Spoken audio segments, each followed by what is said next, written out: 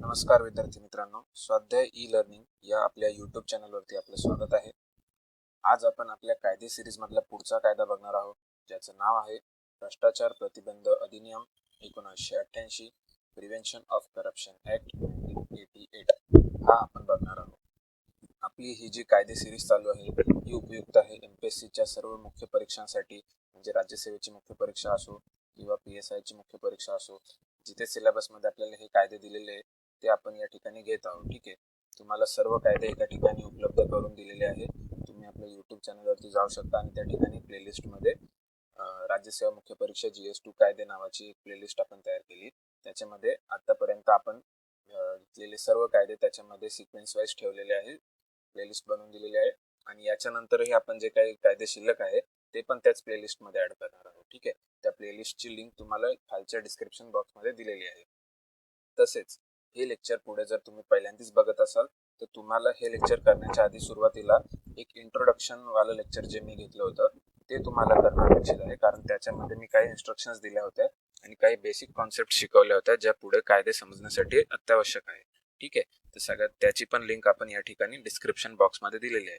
तर सगळ्यात आधी तुम्ही इंट्रोडक्शन वालं लेक्चर कम्प्लीट करा आणि त्याच्यानंतरच इथून पुढे कायदे चालू करा, म्हणजे कसं ते तुम्हाला जास्त बेनिफिशियल ठरणार आहे. त्याच्यातनं तुमचा जास्त फायदा होणार आहे. तुमच्या बेसिक काही गोष्टी ज्या माहिती नसतील त्या तुम्हाला तिथे क्लिअर होऊन जातील. ठीक आहे, तर मग आता आजचं काम सुरू करू. आजचा आपला कायदा आहे भ्रष्टाचार प्रतिबंध अधिनियम.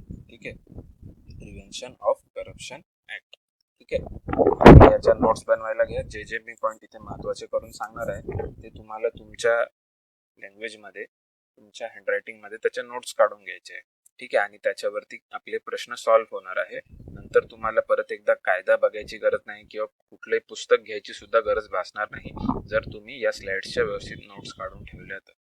ठीक आहे, तर मग आता बघा, भ्रष्टाचार प्रतिबंध अधिनियम यालाच इंग्लिशमध्ये काय म्हणतात. सगळ्यात पहिला पॉईंट तुम्हाला नोट करायचा आहे की मराठीमध्ये याला म्हणतात प्रिव्हेन्शन ऑफ करप्शन ऍक्ट 1988. ठीक आहे, याचा बेसिक ऑब्जेक्टिव्ह काय असणार आहे. आता बघा, प्रिव्हेन्शन ऑफ करप्शन आहे, तर मग नावातनं आपल्याला काय समजतंय, नावातनं आपण काय गेस करू शकतो की करप्शनला थांबवायचंय, हे याचं काहीतरी ऑब्जेक्टिव्ह असलं पाहिजे. ठीक आहे, तर मग ते इंट्रोडक्शन मध्ये आपल्याला ते लक्षात ठेवायचं की भ्रष्टाचाराला आळा घालण्यासाठी हा कायदा अस्तित्वात आलेला आहे, हे याचं बेसिक ऑब्जेक्टिव्ह आहे. ओके, ठीक आहे, आता हे खूप कॉमन सेन्स वाली गोष्ट आहे, मी याच्यावरती जास्त वेळ नाही घेत. पुढचं IPC section, Indian penal code section 161 पासून तो सेक्शन 165 A पर्यंत. ठीक आहे, सुरुवातीला जेव्हा प्रिव्हेन्शन ऑफ करप्शन ऍक्ट अस्तित्वात नव्हता, आता बघा हा कायदा 1988 ला आलेला आहे. ठीक आहे, तर याच्या आधी कधी भ्रष्टाचार झालेला नसेल का, किंवा भ्रष्टाचाराचे केसेस झालेले नसतील का, तर नाही. ठीक आहे, पण तेव्हा काय व्हायचं, जो आपला इंडियन पिनल कोड आहे, ठीक आहे, त्याच्या सेक्शन 161 पासून तो 165A, ठीक आहे, हा फॅक्ट खूप महत्वाचा आहे. ओके, तर याच्यानुसार कारवाई केली जायची. याच्यामध्ये प्रोव्हिजन्स होत्या करप्शनशी रिलेटेड. ठीक आहे, पण त्या प्रोव्हिजन्स मध्ये काहीतरी त्रुटी होत्या. ठीक आहे, त्या प्रोव्हिजन्स मध्ये काहीतरी त्रुटी होत्या, त्या परिपूर्ण नव्हत्या. त्याच्यातनं जे भ्रष्टाचाराचे आरोपी होते ते सुटून जात होते. ठीक आहे, तर मग त्याच्यानंतर गव्हर्नमेंटच्या लक्षात आलं की ह्या त्रुटींना टाळण्यासाठी आपल्याला एक विशेष कायदा करावा लागेल. त्याच्यासाठी गव्हर्नमेंटने, जेव्हा भारत स्वतंत्र झाला 1947 ला, 1947 प्रिव्हेन्शन ऑफ करप्शन ऍक्ट आणला. ठीक आहे, 1947 ला कोणता ऍक्ट आणला, हा याचा बॅकग्राऊंड मी तुम्हाला सांगतोय. ठीक आहे, याच्यावरती पण क्वेश्चन येऊ शकतोय, त्यामुळे हे पॉईंट लाईटली नका घेऊ, तर लिहूनच घ्या. प्रिव्हेन्शन ऑफ करप्शन ऍक्ट आणला. ठीक आहे, पण तो पण काही काळ चालला आणि त्याच्यामध्ये पण काही त्रुटी होत्या. ठीक आहे, आता आपल्याला काय त्रुटी होत्या, काय अडचण होती, इतकं डीप मध्ये जायचं नाहीये. जस्ट आपल्याला लक्षात ठेवायचं की हा कायदा होण्याच्या आधी सुद्धा काही कायदे अस्तित्वात होते ज्यांच्यामधनं आपण करप्शनला, त्याच्या केसेसला डील करत होतो. ठीक आहे, पण ते परिपूर्ण नव्हते, म्हणून हा कायदा आणण्याची वेळ आली. ठीक आहे, समजलं. आता बघा, हा जो प्रिव्हेन्शन ऑफ करप्शन ऍक्ट आहे याच्यामध्ये 1964 साली, 1964, ठीक आहे, तर हा फॅक्ट महत्वाचा आहे, हे इयर तुम्हाला लक्षात पाहिजे, बाकीचे जरी नसले तरी. ठीक आहे, एक संथानम कमिटी होती, तिने काही शिफारसी केल्या होत्या. ठीक आहे, ही कमिटीचं नाव पण महत्वाचं आहे, याच्यावरती प्रिव्हियस इयर मध्ये क्वेश्चन आलेला आहे, संथानम कमिटी रिपोर्ट. ठीक आहे, मग संथानम कमिटीच्या काही शिफारशी होत्या. त्यांनी काय सांगितलं की जो 1947चा जो ऍक्ट आहे, आता बघा हा जो वरचा कायदा आहे, याच्यामधल्या त्रुटी दूर करण्यासाठी काहीतरी गोष्टी अमेंड करा, त्याच्यामध्ये काहीतरी सुधारणा करा. ठीक आहे. हे कोणी सांगितलं? हे संथानम कमिटीने सांगितलं. हे कधी सांगितलं? 1964 साली. ठीक आहे. येतं लक्षात की ह्या ज्या त्रुटी आहे ह्या दूर करण्यासाठी संथानम कमिटीने काहीतरी रिपोर्ट दिला 1964 ला.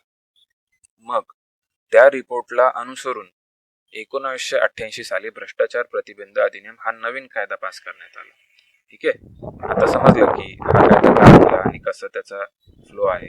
ठीक आहे. या संतानम कमिटीचा रिपोर्टला आधार घेऊन 1988 साली 1988 मध्ये प्रिव्हेन्शन ऑफ करप्शन ऍक्ट भ्रष्टाचार प्रतिबंध अधिनियम हा आणण्यात आला. ठीक आहे. याची तारीख महत्वाची आहे. तारीख आहे 9 सप्टेंबर 1988. ठीक आहे. मी तुम्हाला प्रत्येक कायद्याच्या एन्फोर्समेंटच्या तारखा लक्षात ठेवायला सांगितले. ठीक आहे. जर तुम्ही आधीचे माझे व्हिडिओ केले असतील तर तुम्हाला लक्षात येईल की मी तुम्हाला जे 10 कायदे सिलेबस मध्ये लिहून दिलेले जे घेणार आहे या 10 कायद्यांच्या एन्फोर्समेंटच्या तारखा 10 तारखा आपल्याला लक्षात ठेवायचे हे मी तुम्हाला सांगितलं होतं. तशी याची तारीख आहे 9 सप्टेंबर. ठीक आहे. 9 सप्टेंबर 1988 या तारखेपासून हा एन्फोर्समेंट मध्ये आला, म्हणजेच इम्प्लिमेंटेशन मध्ये आला, म्हणजेच ही अंमलबजावणीची तारीख आहे. ओके. तर डेट महत्वाची आहे ती लक्षात ठेवा. मग या कायद्यात काय केलं? म्हणून या आधीचे कोड आणि कायदे काढून टाकले, रिपील्ड. ठीक आहे. म्हणजे या कायद्याने काय केलं? या आधीचे कोड आणि कायदे काढून टाकले, त्यांना रिपील करून टाकले. मग या आधीचे कोणते होते बघा? या आधीचे कोणते होते? सेक्शन आयपीसीचं सेक्शन 161 पासून 165A पर्यंत,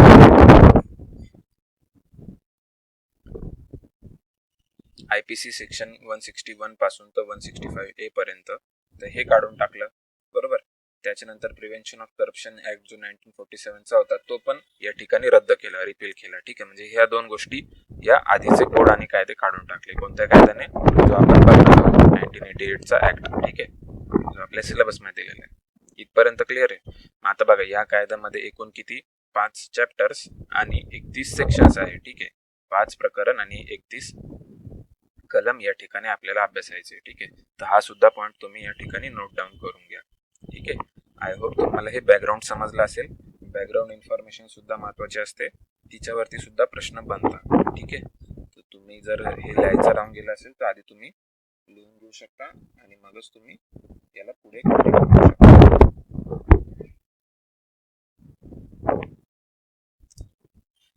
ठीक आहे. आता आपण चॅप्टर बाय चॅप्टर बघणार आहोत, एक एक प्रकरण घेऊन बघणार आहोत. ठीक आहे. प्रकरण 1 फर्स्ट चॅप्टर. आता बघा याच्यामध्ये काय?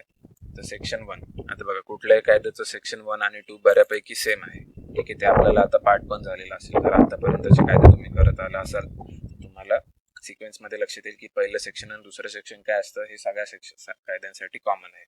तर पहिलं काय आहे? नाव. तर नाव होतं आपण बघितलं वरती. ठीक आहे. नाव काय? Prevention of corruption act.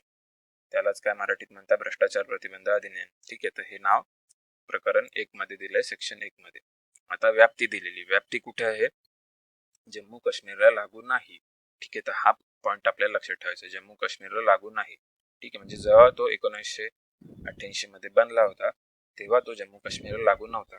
पण ठीक आहे. आता सगळेच भारतातले कायदे जम्मू काश्मीरला लागू आहे. ठीक आहे. त्याचा जो विशेष दर्जा होता 370 कलमच्या अंतर्गत तो 2019 मध्ये नष्ट झालेला आहे. ठीक आहे.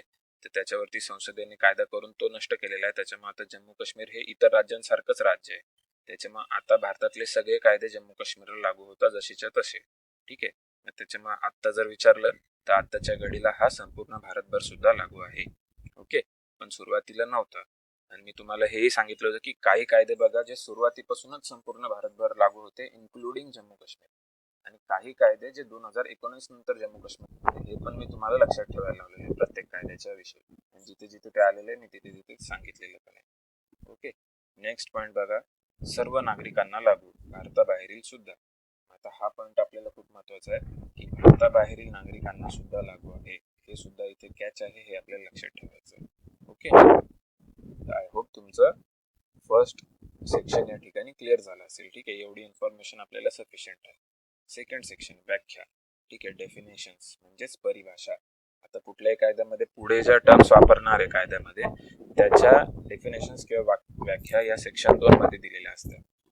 ठीक आहे. आता याच्यातल्या आपण काही महत्वाच्या व्याख्या करू. याच्यामध्ये 2-3च व्याख्या आपल्याला लक्षात ठेवायच्या आहे. 3च आहे, जास्त नाही आहे. त्याच्यामुळे त्या तुम्ही पाठच करून घ्या. ठीक आहे. याच्यावरती मॅच द पेअरला क्वेश्चन येतो की 2A ची व्याख्या काय आहे, परत 2B ची व्याख्या काय आहे, 2C ची व्याख्या काय, असा मॅच द पेअरला क्वेश्चन येतो, जोड्या लावायला प्रश्न येतो. मग 2A मध्ये बघा काय दिलंय, निवडणूक, दॅट इज इलेक्शन. इलेक्शनची डेफिनेशन दिली 2A मध्ये. ठीक आहे, याला 2A मध्येच लिहून घ्या. याला 2 क नका करू, क ख ग ने नका लिहू, किंवा अ ब कडने पण नका लिहू, इंग्लिश मध्येच लिहून घ्या ABCD ने. ठीक आहे, 2A मध्ये दिलेले इलेक्शन. इलेक्शन मध्ये काय आहे, संसदेचे, विधिमंडळाचे, स्थानिक ऑथॉरिटीचे किंवा पब्लिक ऑथॉरिटीचे. ठीक आहे, कुठले पण इलेक्शन येईल ना तर ते इलेक्शनच्या व्याख्येत येईल असं या ठिकाणी म्हटलेलं आहे. ओके, क्लिअर आहे. हे खूप सोपं आहे, एकदा वाचून पण लक्षात राहण्यासारखं, आणि याच्यात काही कॅच पण नाहीये. फक्त आपल्याला 2A म्हणजे निवडणूक आहे किंवा इलेक्शन आहे एवढं लक्षात ठेवायचं. सेकंड काय, सार्वजनिक कर्तव्य.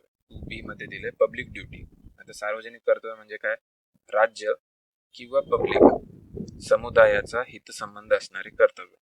म्हणजे काय, तर इन शॉर्ट जे गव्हर्नमेंट काम करतं, ठीक आहे, किंवा गव्हर्नमेंटचे लोक जे पण काही काम करतात हे सगळे पब्लिक ड्युटीच्या अंडर येतात. ठीक आहे, म्हणजे ते सार्वजनिक कर्तव्यच आहे. गव्हर्नमेंट जे जे काही काम करेल, सरकारी अधिकारी कर्मचारी, कुठल्याही सरकारच्या एखाद्या जे व्यवस्थापन आहे त्याच्यामध्ये काम करणारा असो, किंवा सरकारच्या कंपनीमध्ये काम करणारा माणूस असो, तर हे सगळे पब्लिक ड्युटीच्या अंडर येते.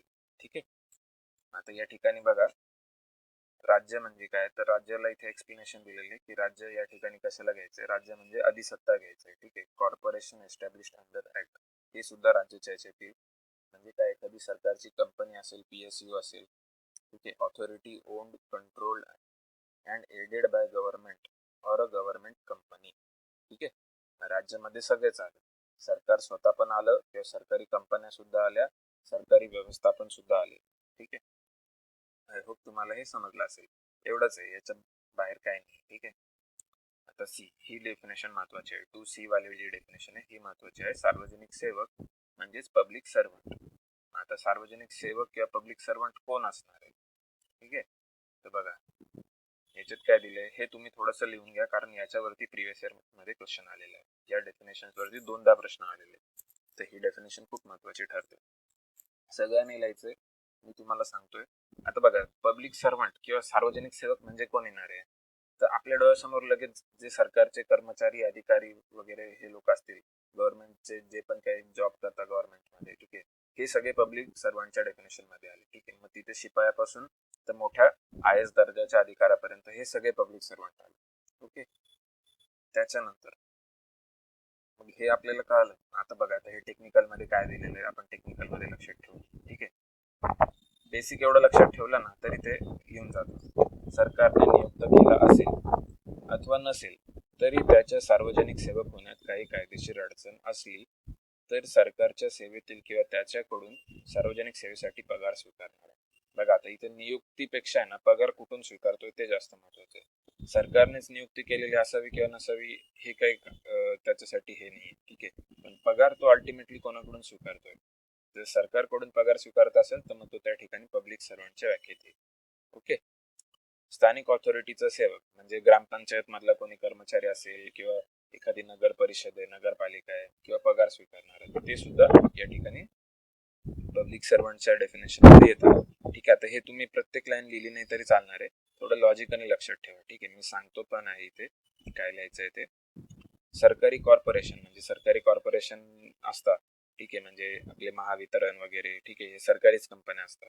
ठीक आहे, तर यांच्याकडून पगार स्वीकारणारा, तसेच जज किंवा तसा अधिकार असणारा व्यक्ती. ठीक आहे, जज किंवा तसा अधिकार म्हणजे न्यायाधीश वगैरे हे सुद्धा पब्लिक सर्वंटच्या याच्यात येतं. ठीक आहे, मग या ठिकाणी हे महत्वाचं आहे, तर तुम्ही हे लिहून घ्या, न्यायाधीश. ओके, कारण आपल्या कॉमन सेन्सला काय वाटेल की हे सरकारच्या बाहेर येतं. ठीक आहे, कारण ज्युडिशरी हे तिसरं अंग आहे आणि हे जे आपलं सेपरेशन ऑफ पॉवर आहे त्याच्यानुसार हे वेगळं आहे, पण तसं नाहीये. तर त्यांना सुद्धा सरकारी सेवक म्हणजे पब्लिक सर्वंट याच्या डेफिनेशन मध्ये घेतलेले आहे. विद्यापीठाचे कुलगुरू, सहकारी सोसायटीचे पदाधिकारी. ठीक आहे, आता हा एक पॉईंट महत्वाचा आहे, पण हा तुम्ही पुढच्या स्लाइड वरती लिहा, इथे नका लिहू, मी सांगतो का महत्वाचं आहे. ठीक आहे, इथपर्यंत क्लिअर आहे.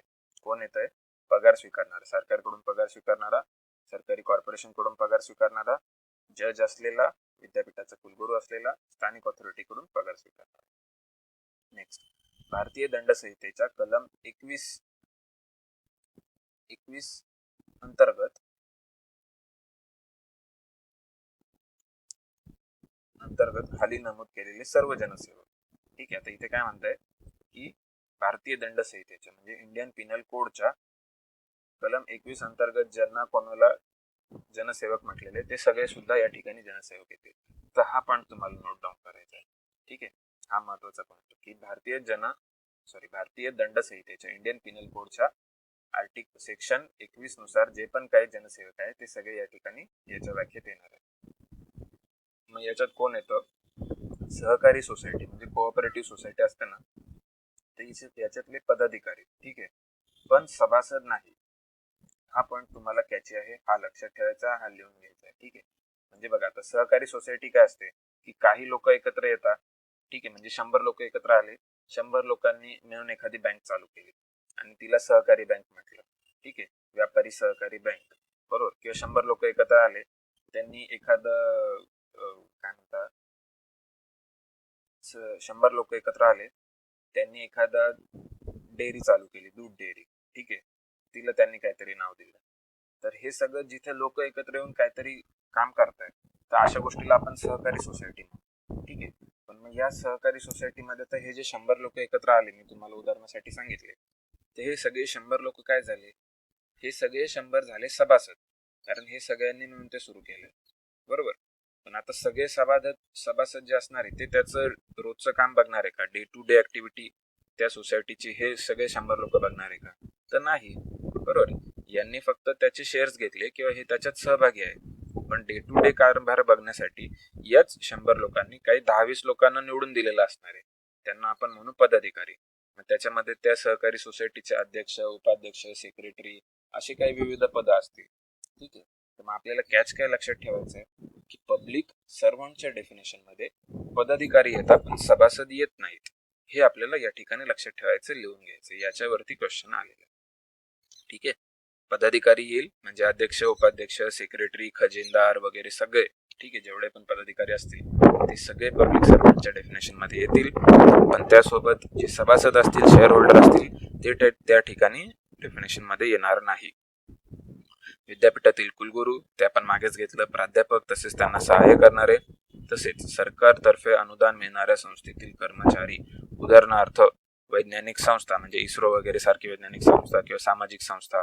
ठीक आहे, यशदा वगैरे या ज्या सामाजिक संस्था आहे सरकारच्याच, तर यांच्यातले कर्मचारी, निवडणूक याद्या तयार करणारे, निवडणुकीचं काम करणारे, हे सगळे सरकारच्या पब्लिक सर्वंट या डेफिनेशनच्या खाली येतात.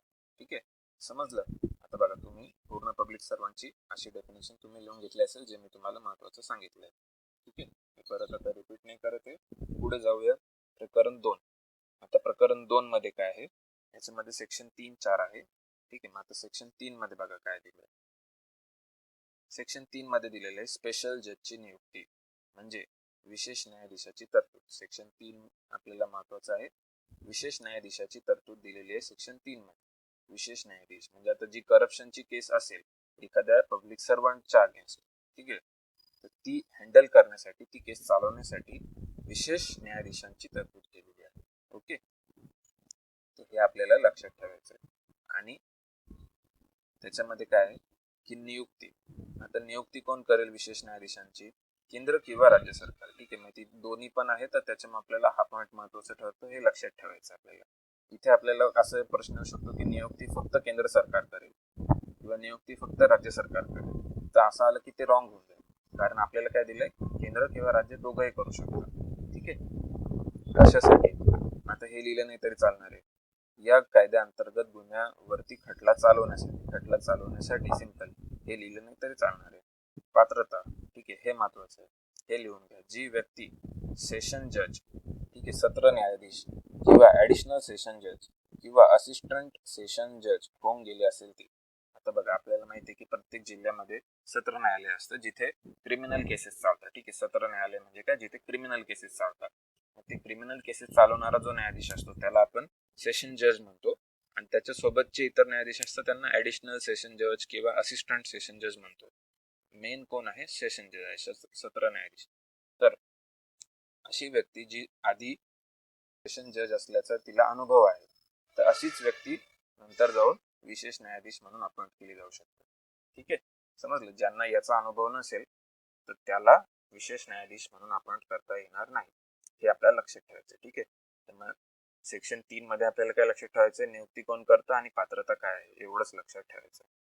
सेक्शन 4 स्पेशल जज द्वारेच सेक्शन 3 मधील खटले चालवले जावे. सेक्शन 3 सोबतच इतर कोणतेही गुन्हे दाखल झाले असतील तर ते पण चालवले जाऊ शकतात. ठीक आहे. हा काही एवढा महत्वाचा पॉईंट नाही आहे. पुढचा पॉईंट महत्वाचा आहे. खटला डे टू डे बेसिस दैनंदिन बेसिस वरती चालवावा. ठीक आहे. दैनंदिन बेसिस वरती चालवावा. जो करप्शनचा केस असेल ती दैनंदिन बेसिस वरती चालवावी, हे असं दिलेलं आपल्याला सेक्शन 4 मध्ये. तर ते आपल्याला महत्वाचं आहे, ते लिहून घ्यायचं. ओके. वरची लाईन तर आपण प्रेडिक्ट करू शकतो ना की स्पेशल जजची अपॉइंटमेंटच त्याच्यासाठी झाली की हे खटले चालवण्यासाठी. मग ते 4 मध्ये त्यांनी परत लिहिले की सेक्शन 3 मधले जे खटले ते विशेष न्यायाधीशाला चालवावे, इतर गुन्हे ते सोबत त्याच्यासोबत चालवू शकतो तो. ठीक आहे, त्याच्याशी रिलेटेड. पण महत्वाचं काय की खटला दैनंदिन बेसिस वरती चालवावा लागेल. ओके. तर हे आपल्याला लक्षात ठेवायचे. 5 नंबर. ठीक आहे. आता 5 नंबर बघा. जज ने क्रिमिनल प्रोसिजर कोड, ठीक आहे, CRPC क्रिमिनल प्रोसिजर कोड, याच्यात CR आणि पुढचं PC. ठीक आहे. CRPC IPC CRPC तुम्हाला माहित असेल काय. 1973 ची प्रक्रिया फॉलो करावी. ठीक आहे. जजने कोणती प्रक्रिया फॉलो करायची, CRPC ची. तर हे आपल्याला फॅक्ट आहे, महत्वाचा फॅक्ट आहे, तो लिहून घ्या. जजने कोणती प्रोसिजर फॉलो करायची, CRPC ची. ठीक आहे. जज माफी पण देऊ शकतो जर पुरावा मिळवण्यासाठी कुणी पूर्ण किंवा खरी माहिती देण्यासाठी मदत करत असेल तर.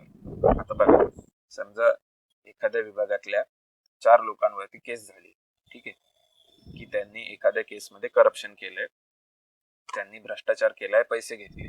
ठीक आहे. तर अशामध्ये त्या 4 पैकी एखादा व्यक्ती जर माहितीचा साक्षीदार झाला, ठीक आहे, माहितीचा साक्षीदार, की तो खरं बोलला की हो मी साक्षीदार म्हणून पुढे यायला तयार आहे आणि मी सुद्धा याच्यात होतो किंवा या लोकांनी मला फोर्स केलं त्याच्यामुळे मला याच्यात यावं लागलं आणि यांनी या ठिकाणी पैसे घेतलेले, अशी मी साक्ष देतो, असं जर कोणी म्हटलं तर अशा वेळी त्याला माफी देऊ शकतो जज किंवा त्याची शिक्षा कमी करू शकतो.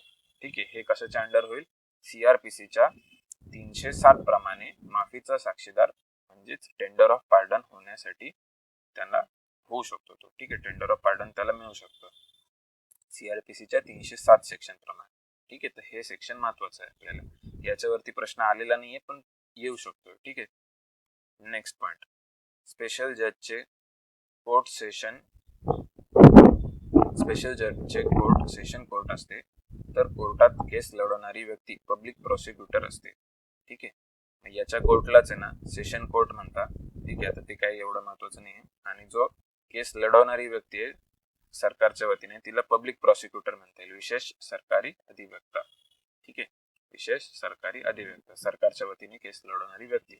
स्पेशल जजला मॅजिस्ट्रेट गृहीत धरले जाते आणि या कायद्याअंतर्गत असणारी कोणतीही शिक्षा देऊ शकतो तो. ठीक आहे. या कायद्याअंतर्गत ज्या पुढे शिक्षा आहे त्याच्यातली कोणतीही शिक्षा तो स्पेशल जज देऊ शकतो, त्याला या ठिकाणी मॅजिस्ट्रेट कन्सिडर केलं जातं. शेवटचा पॉइंट आहे जो महत्वाचा आहे, क्रिमिनल लॉ अमेंडमेंट ऑर्डिनन्स 1944. ठीक आहे. क्रिमिनल लॉ अमेंडमेंट ऑर्डिनन्स 1944 खाली जिल्हा न्यायाधीशांना असणारे सर्व अधिकार विशेष न्यायाधीश वापरू शकतो. ठीक आहे. वापरण्यायोग्य असलेल्या सर्व अधिकारांचा वापर विशेष न्यायाधीश करू शकतात. म्हणजे काय की हे जे विशेष न्यायाधीश या ठिकाणी आपण अपॉइंट केलेले या केसेस चालवण्यासाठी, तर ते जिल्हा न्यायाधीशांना, डिस्ट्रिक्ट जजला जेवढे पण काय अधिकार आहे ते सगळे अधिकार ते ऍक्सेस करू शकतात. सगळ्या अधिकारांचा हे सुद्धा वापर करू शकतात. कशाच्या खाली, तर क्रिमिनल लॉ अमेंडमेंट 1944च्या खाली. तर हे महत्वाचं आहे. क्रिमिनल लॉ अमेंडमेंट 1944च्या अंतर्गत यांना अधिकार दिलेले आहे की ते जिल्हा न्यायाधीशांना असलेले सर्व अधिकार स्वतः वापरू शकतात. ठीक आहे. तर हे महत्वाचं आहे. याच्यावरती तुमचा एक प्रिव्हियस इयर क्वेश्चन आलेला आहे. ठीक आहे. याच्यावरती आलेला आहे आणि म्हणून मी तुम्हाला वरचं CRPC 307 लक्षात ठेवायला काय लावलं, कारण जर इथे आलेला आहे ना, एकदा इथे येऊन गेलाय तर पुढच्या वेळी इथे पण येऊ शकतो. ठीक आहे. असं माझं प्रेडिक्शन आहे. त्याच्यामुळे हे दोन्ही पण तुम्ही महत्वाचे हे लक्षात ठेवा. ठीक आहे. Next, summary trial. आता बघा 6व्या याच्यामध्ये दिले समरी ट्रायल म्हणजे खटला संक्षिप्त रीतीने फास्ट फॉरवर्ड करून, ठीक आहे, चालवण्याचा अधिकार. आता हे मी तुम्हाला आधीच्या 1-2 कायद्यांमध्ये शिकवलंय समरी ट्रायल. आता मी परत त्याच्यामध्ये जात नाही. ठीक आहे. एखाद्या खटल्याप्रमाणे 1 वर्ष पर्यंत शिक्षा देणे कायदेशीर असते. अशा खटल्यात संक्षिप्त प्रक्रियेचा वापर केला जाऊ शकतो. ठीक आहे, समरी ट्रायल कुठे वापरता येईल, तर हा फॅक्ट महत्वाचा आहे. ही कॅच लाईन आहे. सगळ्या केसेसमध्ये नाही, जिथे 1 वर्षापर्यंतच शिक्षा देणे कायदेशीर आहे, 1 वर्षापर्यंत शिक्षा आहे, अशा खटल्यामध्ये समरी ट्रायलचा वापर करण्यात येईल. त्याच्यानंतर 2 महिन्यांपेक्षा कमी शिक्षा होत असेल, तसेच 2,000 रुपयेपर्यंत दंड होत असेल, तर न्याय निर्णयाविरुद्ध अपील करता येणार नाही. ठीक आहे, म्हणजे एखाद्या आरोपीला, जो सरकारी अधिकारी असेल समजा, तर त्याला 2 महिन्यांची शिक्षा झाली किंवा 2,000 रुपयाचा दंड झाला, ठीक आहे, तर याच्या विरोधात तो अपील नाही करू शकत. मग त्याला ते ऍक्सेप्ट करून घ्यावं लागेल आणि ती केस त्याच ठिकाणी थांबून जाईल. हे आपल्याला लक्षात ठेवायचं आहे. ओके, हे दिलं होतं सेक्शन 6 मध्ये. ठीक आहे, आय होप तुम्ही हे पॉइंट पण लिहून घेताय. हे बघा, प्रकरण 3 वरती आपण आलोय या ठिकाणी. याच्यामध्ये आहे अपराध व गुन्हे. ठीक आहे, अपराध कोणते असतील आणि त्यांना काय शिक्षा असेल, हे सगळं या ठिकाणी प्रकरण 3 मध्ये, चॅप्टर 3 मध्ये दिलेलं आहे. तर सर्वात पहिले 7 नंबरचं सेक्शन बघू आपण. आता 7 वरती जाण्याच्या आधी ना मला तुम्हाला एक कन्सेप्ट सांगायची या ठिकाणी. बघा, आपल्याकडे कसं होत होतं की भ्रष्टाचार म्हणजे लाच देणं घेणं आपण जे म्हणतो, ठीक आहे, पैसे देणं घेणं, एखादं सरकारी काम करायचं असेल त्याच्यासाठी पैसे देणं वगैरे, या गोष्टींमध्ये नेहमी जो लाच घेणार आहे तर त्याला दोषी समजलं जायचं. ठीक आहे, लाच घेणारा आणि लाच देणारा आहे ना, तर त्याला असं समजलं जायचं की देणाऱ्याची तर काही स्वतःहून इच्छा नाही पैसे द्यायची, आणि जो घेणारा आहे तर त्याच्या फोर्समुळे जो पैसे देणार आहे त्याला असं करावं लागतंय. ठीक आहे, तर त्याच्यामुळे आपल्या कायद्यांमध्ये फक्त जो लाच घेणारा जनसेवक असेल, ठीक आहे, तर त्याला दोषी मानलं जायचं. ठीक आहे, लाच देणाऱ्या व्यक्तीला आपण नेहमी असं समजत आलो होतो की लाच देणारी व्यक्ती स्वतःच्या मर्जीने तर काही पैसे देत नाहीये, त्याला फोर्स केलं जात आहे, त्याचं काम अडवून ठेवलं जात आहे, याच्यामुळे त्याला भाग पडतंय पैसे देणं, आणि त्याच्यामुळे तो गुन्हेगार नाहीये असं आपण समजत होतो. ठीक आहे, मग आपला जो कायदा होता 1988चा, तो त्या हिशोबाने बनवला होता. याच्यामध्ये जिथे पण लाच घेणे आहे तर त्याला गुन्हा ठरवलं होतं, लाच देण्याला गुन्हा ठरवलेलं नव्हतं. ठीक आहे, मला हे तुम्हाला सगळ्यात पहिले सांगायचं. ही थोडी कन्सेप्च्युअल गोष्ट आहे, हे डोक्यात लक्षात ठेवा की कशा प्रकारे वर्क करत होतो. कारण आपण लाच देणाऱ्याला असं समजत होतो की तो इनोसेंट माणूस आहे, कोणी स्वतःहून पैसे देत नाही, तो गरीब माणूस आहे, त्याचं काम अडलंय किंवा त्याला फोर्स केलं जात आहे की तू मला एवढे एवढे पैसे आणून दे तरच तुझं हे काम करून देईल वगैरे वगैरे, अशा गोष्टींमध्ये मधनच त्याला म्हणजे बळी केलं जात आहे, आणि त्याच्यामुळे तो स्वतः या ठिकाणी विक्टीम आहे. ठीक आहे, लाच देणारा आपल्या केसमध्ये विक्टीम आहे असं आपण समजत होतो. ठीक आहे, पण हे झालं 1988 पासूनच 2018 पर्यंतच. ठीक आहे, त्याच्यानंतर हळूहळू आपल्या लक्षात आलं की लाच घेणाऱ्यासोबत लाच देणारा सुद्धा तेवढा जास्त गुन्हेगार आहे. ठीक आहे, कारण बऱ्याचशा केसेसमध्ये काही लोक ही लाच देऊन काम करणं हे त्यांना सोपं वाटायचं. ठीक आहे, आणि त्याच्यामुळे समोरच्याला ते त्याच्यामध्ये इन्व्हॉल्व करायचे, किंवा काय म्हणतात, लाच देणारा जो असायचा तो सुटून जायचा, आणि त्याच्यामुळे त्याच्यावरती कारवाई होत नव्हती. ठीक आहे, मग हा जो काही गोष्ट होती, हा जो लूप होल होता, तो आपण 2018ला याच्यामध्ये एक चेंज केला. याच्यासाठी आपण अमेंडमेंट ऍक्ट आणला, दुरुस्ती विधेयक आणलं, भ्रष्टाचार दुरुस्ती 2018 प्रतिबंध अधिनियम. ठीक आहे, हा prevention of corruption amendment act आहे 2018चा. याच्यामधनं आपण काही चेंजेस केलेले. ठीक आहे, तर याच्यामध्ये चेंज करून आपण पुढे जाऊन लाच देणाऱ्यालाही तेवढंच दोषी धरलंय जेवढं लाच घेणार आहे. ठीक आहे, तर ही तर झाली कन्सेप्च्युअल गोष्ट. ठीक आहे, ही मला तुम्हाला सांगायची होती. मग आता हे आपण 2018ला केलंय, तर ते आपण पुढे बघणार आहोत. तर सध्या आपण जो 1988चा जो बेसिक कायदा होता, ठीक आहे, ज्याच्यामध्ये फक्त लाच घेणे गुन्हा होता, तर त्याच्या प्रोव्हिजन्स बघतोय. ठीक आहे, तर हे तुम्ही डोक्यात ठेवा की आपल्याला पुढे जाऊन काहीतरी याच्यामध्ये चेंजेस झालेले आहेत, ते नंतर बघायचे. ठीक आहे, आता आपण बघू की आधी ओरिजिनल ऍक्ट मध्ये काय काय फीचर्स होते. ठीक आहे, तर बघा, आता 7 नंबरचं सेक्शन बघा. 7 मध्ये काय दिलंय की सार्वजनिक सेवकाने. ठीक आहे, आता सार्वजनिक सेवकाने बघा, आता इथे जेव्हा सार्वजनिक सेवक नावाची टर्म येईल तेव्हा आपल्याला ह्या डेफिनेशन्स आठवाव्या लागतील ज्या आपण या ठिकाणी केलेल्या आहे. सार्वजनिक सेवक 2C मध्ये आपण या डेफिनेशन्स केल्या आहे, बरोबर. आता तुम्हाला लक्षात आलं डेफिनेशन्सचा काय मिनिंग असतो ते, किंवा त्याचा यूज कुठे होतो. जेव्हा इथे सार्वजनिक सेवकाने अशी टर्म येईल तेव्हा आपण तिथे त्याच्या डेफिनेशन मध्ये जेवढे पण लोक दिलेले ते सगळे त्या ठिकाणी धरणार आहोत. ठीक आहे, सार्वजनिक सेवकाने कार्यालयीन कामासाठी कायदेशीर मानधनाव्यतिरिक्त, ठीक आहे, कायदेशीर मानधनाव्यतिरिक्त ही टर्म खूप महत्वाची आहे. म्हणजे कसं आहे, आता कायदेशीर मानधन कसं आहे, आता सरकारी काम कुठलंही असताना तर बऱ्याच ठिकाणी फीज पे करावी लागते, बॉन्ड करून द्यावा लागतो, ठीक आहे, ते कामाचे पैसे असतात. तुम्ही जमिनीचे व्यवहार ट्रान्सफर करताय तर त्याच्यासाठी तुम्हाला सरकारला स्टॅम्प ड्युटी द्यावी लागते वगैरे, हे सगळं झालंच कायदेशीर मानधन, ठीक आहे, ही सगळ्या गोष्टी येतील कायदेशीर मानधन. पण याच्या व्यतिरिक्त जर ग्रॅटिफिकेशन, ठीक आहे, ग्रॅटिफिकेशन म्हणजे काय, ग्रॅटिफिकेशनला काय म्हणू आपण सांगा. ग्रॅटिफिकेशन म्हणजे असं म्हणता येईल की कुठली पण गोष्ट जिच्यामध्ये पैसे सुद्धा आले किंवा फेवर आला, ठीक आहे, किंवा एखादं वस्तू आली, ठीक आहे, तर हे सगळं ग्रॅटिफिकेशनच्या याच्यामध्ये, ठीक आहे. तर मग आता ग्रॅटिफिकेशन स्वतःसाठी किंवा इतर व्यक्तीसाठी घेणे, ठीक आहे, घेणे या कीवर्डला अंडरलाईन करा तुम्ही. याला आपण गुन्हा धरलेला, याला आपण अपराध धरलेला. सार्वजनिक सेवक असणाऱ्या व्यक्तीने किंवा पुढे होणाऱ्या व्यक्तीने, पण जर व्यक्ती सार्वजनिक सेवक होणार नसेल पण फसवणुकीने ग्रॅटिफिकेशन मिळवत असेल, ठीक आहे, आता ह्या प्रत्येक ठिकाणी ग्रॅटिफिकेशन नावाची टर्म येणार आहे.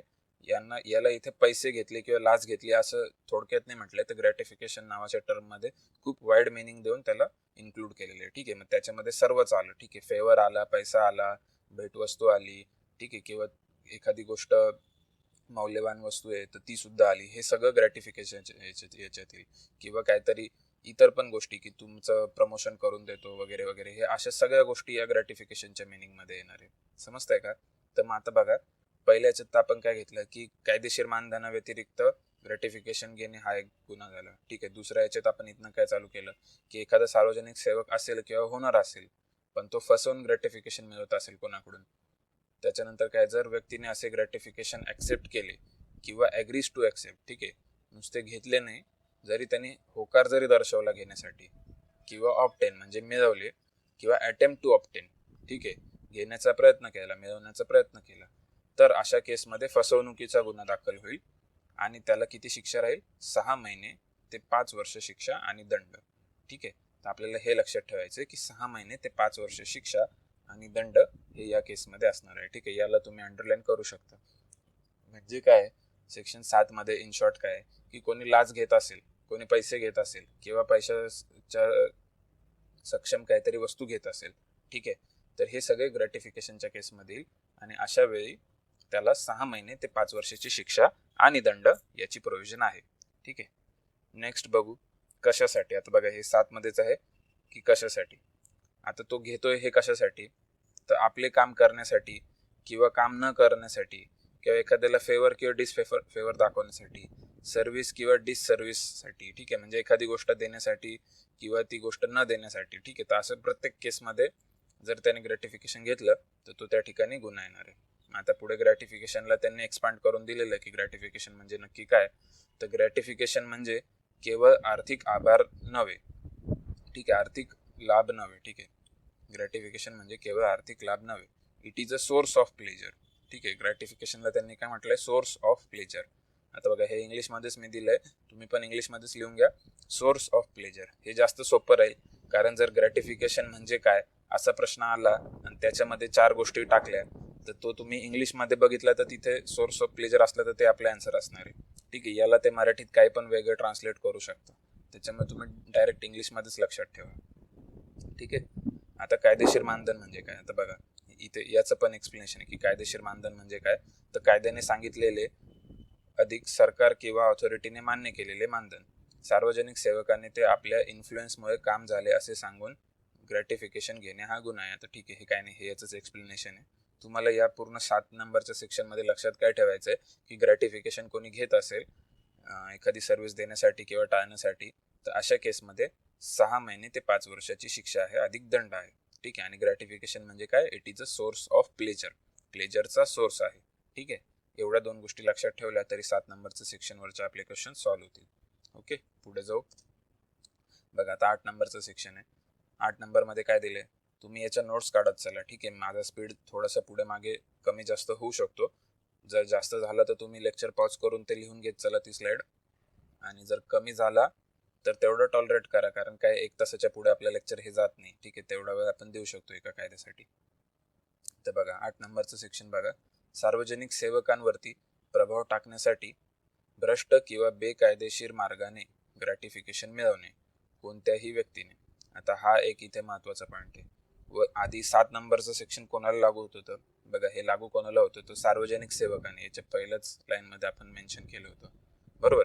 7 नंबरचं सेक्शन कोणाला लागू होत होतं तर कोणत्याही लोकसेवकाने, ठीक आहे. पण 8 नंबरचं सेक्शन कोणाला लागतंय तर हे कोणत्याही व्यक्तीने, ठीक आहे. मग याच्यात व्यक्तीमध्ये मग सार्वजनिक सेवक नाही म्हणत येते, तर कोणतीही व्यक्ती, ठीक आहे. त्याच्यामुळे हा सेक्शन 7 पेक्षा वेगळा आहे. आता काय इथे एखादा थर्ड पार्टी आहे, ठीक आहे. असं समजा की एखादा असा व्यक्ती आहे ज्याचा जो असं म्हणतो की हा अधिकारी माझ्या ओळखीचा आहे, ठीक आहे, तुमचं मी हे काम करून देतो. किंवा हा नगरसेवक माझ्या ओळखीचा आहे, तुमचं मी हे काम करून देतो. हा आमदार माझ्या ओळखीचा आहे, तुमचं मी हे काम करून देतो. असं कोणतीही व्यक्ती म्हणत असेल, ठीक आहे, आणि तसं म्हणून त्याच्याकडून पैसे घेत असेल तिसऱ्या व्यक्तीकडून, ठीक आहे, किंवा ग्रॅटिफिकेशन मिळत असेल, येते का लक्षात. म्हणजे तो पण एका अर्थाने लाचच घेतोय. भले स्वतः ते काम नाही करणारे, तिसऱ्याकडून करून घेणारे, पण तो ते क्लेमच करतोय ना की सार्वजनिक सेवकांवरती आपला प्रभाव आहे आणि त्याच्यातनं तुमचं काम करून देणार आहे, ठीक आहे.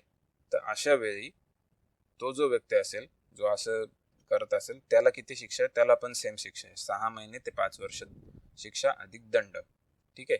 समजलं, 6 महिने ते 5 वर्ष शिक्षा अधिक दंड. तर हे एवढं आपल्याला लक्षात ठेवायचं. 7 नंबरचं सेक्शन आहे सार्वजनिक सेवकांसाठी आणि 8 नंबरचं सेक्शन आहे कोणत्याही व्यक्तीसाठी. शिक्षा दोन्हीकडे समान आहे, ठीक आहे. आता बघा पुढचं 8.1. तर आता हे 8.1 इथे 2018 करून मी स्टार केलंय. याचा अर्थ काय की इथे तुम्हाला 2-3 ओळी सोडायच्या आहे. 2018 मध्ये आपण याच्यामध्ये काय बदल केलेले ते आपण इथे पुढे जाऊन लिहिणार आहोत, ठीक आहे. तर तुम्ही इथे 2-3 ओळी सोडू शकता, तोपर्यंत आपण पुढचं सेक्शन बघू, ठीक आहे. 9 नंबरचं सेक्शन, लोकसेवकांवरती वैयक्तिक प्रभाव टाकण्यासाठी ग्रॅटिफिकेशन घेणे, ठीक आहे. वैयक्तिक प्रभाव टाकणे गुन्हा नाही, ते लक्षात ठेवायचंय. पण ग्रॅटिफिकेशन घेण्याच्या हेतूने प्रभाव टाकणे हा गुन्हा आहे, ठीक आहे.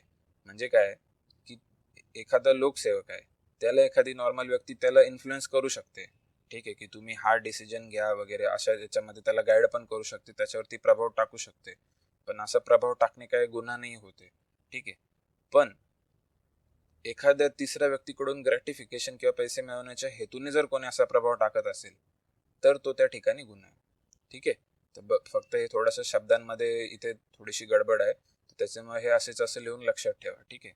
वैयक्तिक प्रभाव टाकणे हा गुन्हा नाही लोकसेवकांवरती, पण ग्रॅटिफिकेशन मिळवण्याच्या हेतूने वैयक्तिक प्रभाव टाकणे हा गुन्हा आहे. तर हे आपल्याला लक्षात ठेवायचं. आणि याला किती शिक्षा आहे, याला पण सेम शिक्षा आहे, 6 महिने ते 5 वर्ष दंड याची शिक्षा आहे, ओके, ठीक आहे. तर तुम्ही आय होप की 7, 8 आणि 9 लिहिलेलं असेल. पुढे जाऊ.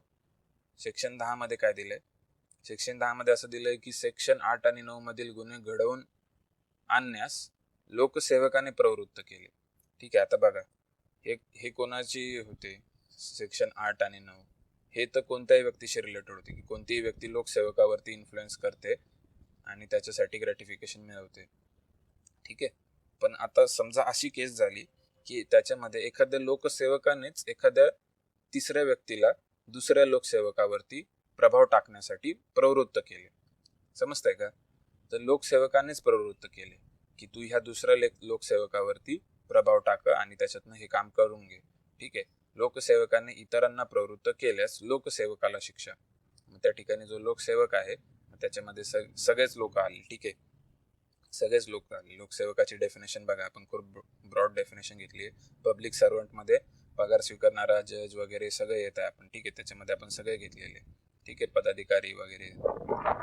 तर हे कोणी पण केलं तर त्याने जर दुसऱ्यावर इन्फ्लुएन्स करण्यासाठी जर हे काम केलं ना, 8 आणि 9 नंबरमध्ये दिलेलं काम, पण हे लोकसेवकाने केलं आणि तिसऱ्या व्यक्तीमार्फत करून घेतलं, तर अशा वेळी लोकसेवकाला किती शिक्षा आहे, 6 महिने ते 5 वर्ष अधिक दंड, ठीक आहे.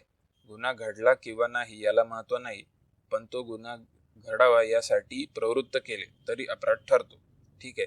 प्रवृत्त केले आणि त्याच्यानंतर भले तो गुन्हा घडलेला नाही, पण हे सिद्ध झालं की तुम्ही त्याला इन्फ्लुएन्स करत होता, तरी तो अपराध ठरणार आहे, ओके. तर हेही तुम्हाला लक्षात ठेवायचं आहे. काय नाही, हे बघा, हे सोपं आहे, तुम्ही एकदा दोनदा लिहून घेतलं आणि परत वाचलं ना तरी तुम्हाला ते लक्षात येईल, ठीक आहे. आता एकदमच जर कोणी नवीन असेल तर त्याला पहिल्यांदा वाचल्यामुळे थोडंसं हे शब्दांमध्ये असं शब्दच्छल केल्यासारखं वाटत असेल की काय हे नक्की एक्झॅक्टली.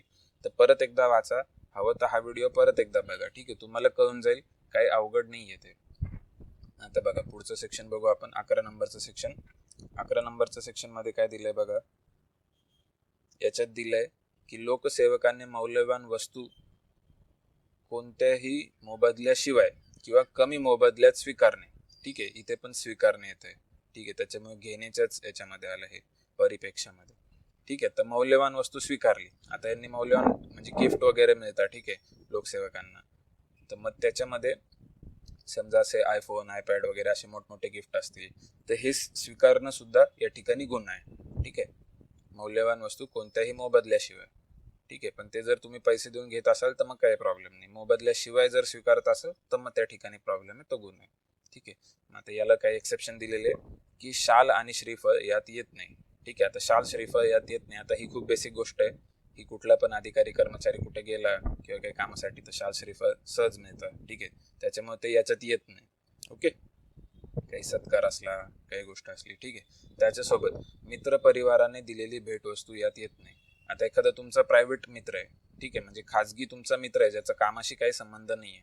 ठीक आहे, तुमच्या कामाशी अशा व्यक्तीचा काहीच संबंध नाही.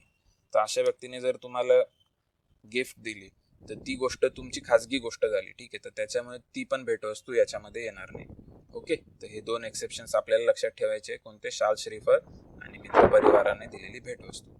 ठीक आहे, एखाद्या कामाशी संबंधित इतर व्यक्तीकडून स्वीकारलेली मौल्यवान वस्तू यात येते. आता बघा इथे मग आपल्याला कीवर्ड कोणता लक्षात ठेवायचा आहे की कामाशी संबंधित. ओके, कामाशी संबंधित असेल आणि मग त्याच्यामधनं तुम्ही त्याच्याकडनं मौल्यवान वस्तू स्वीकारली तर मग त्याला कन्सिडरच केलं जाईल की तुम्ही त्याच्यामध्ये लाच घेतली आहे किंवा पैसे घेतलेले.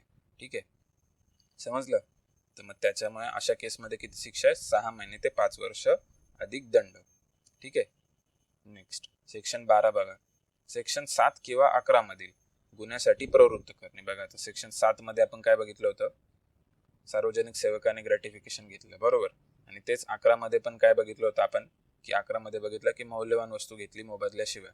तर हे दोन गुन्ह्यांसाठी कोणी प्रवृत्त केले तरी त्या ठिकाणी 6 महिने ते 5 वर्षाची शिक्षा अधिक दंड आहे. ठीक आहे, समजतंय का? हे सरकारी अधिकाऱ्यांसाठी. ठीक आहे, म्हणजे सॉरी, सरकारी अधिकारी म्हणण्यापेक्षा लोकसेवक धरू, याच्यात सगळेच आले. ठीक आहे, 2C डेफिनेशन मध्ये आपण बघितले लोकसेवक म्हणजे काय, ज्याच्यात सगळेच आपण मोजलेले, तर ते सगळ्यांसाठी हे लागू होतं. ठीक आहे, मग 7 आणि 11 मधले गुन्ह्यांसाठी जर कोणी प्रवृत्त करत असेल तर त्याच्यामध्ये सुद्धा 6 महिने ते 11 वर्षाची 6 महिने ते 5 वर्षाची शिक्षा आहे अधिक दंड आहे. ओके, पुढे जाऊ. पुढचं आहे क्रिमिनल मिसकंडक्ट.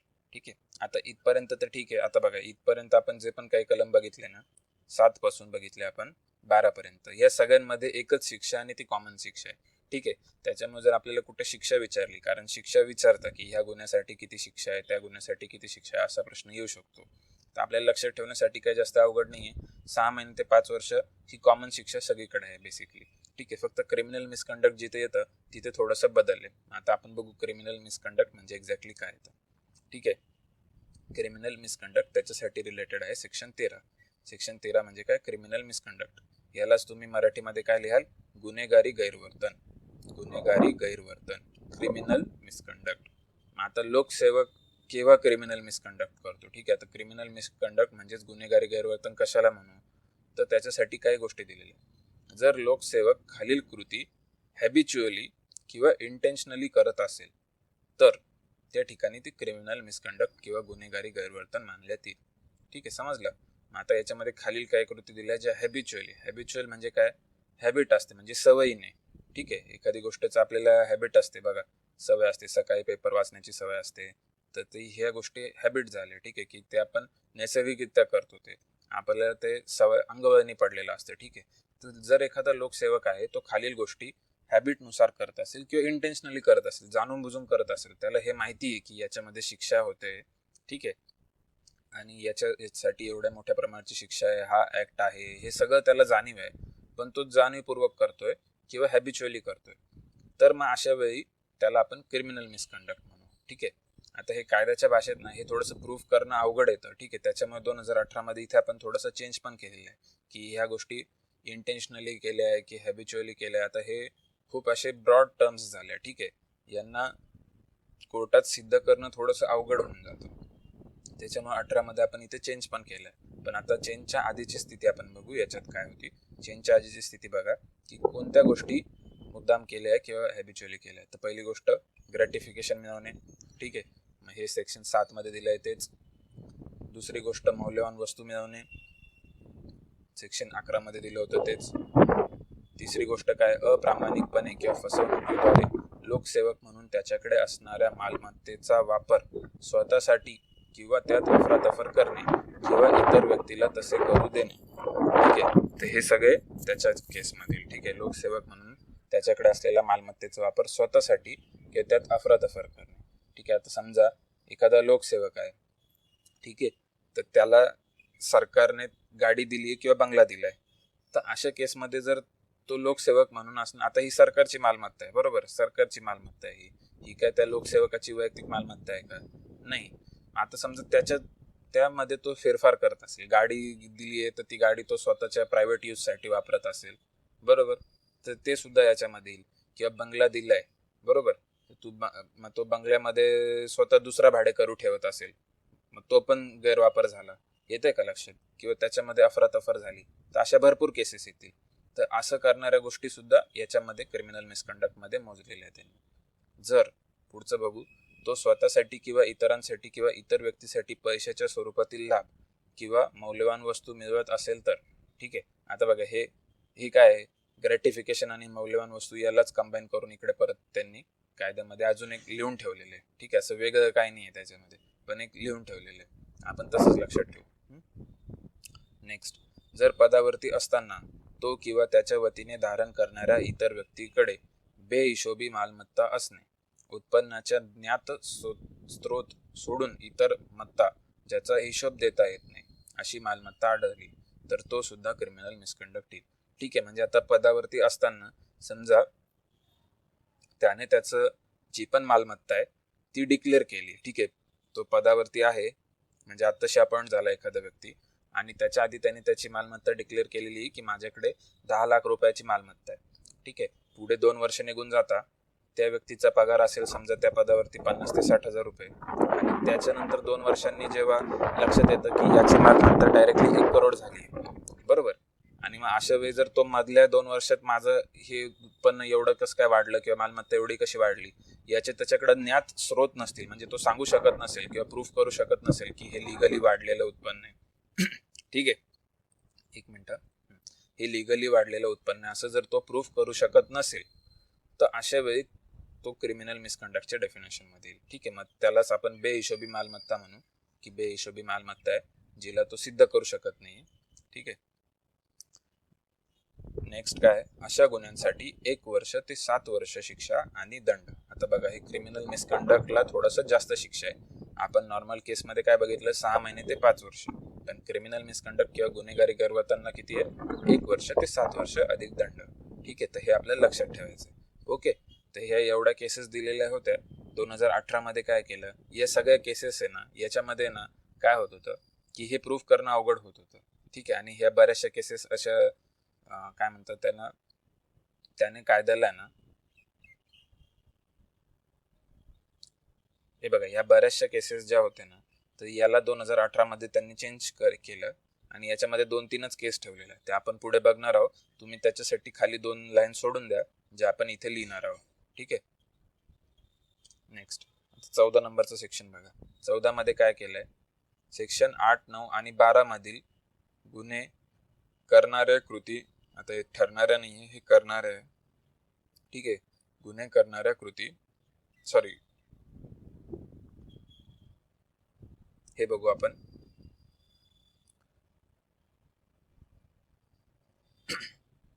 पुढचं बघा, सेक्शन 14 मध्ये काय बघा, सेक्शन 8, 9 आणि 12 मधील गुन्हे ठरणाऱ्या कृती नित्य नियमाने हॅबिच्युअली करत असेल तर, नित्य नियमाने करत असेल तर. आता बघा, इथे परत त्यांनी एक नित्य नियमाने टाकलेलं आहे, ठीक आहे. क्रिमिनल मिसकंडक्ट मध्ये सुद्धा त्यांनी ते टर्म घेतलेली होती, ठीक आहे, पण परत त्याच्याविषयी अजून एक प्रोव्हिजन दिलेली, ठीक आहे.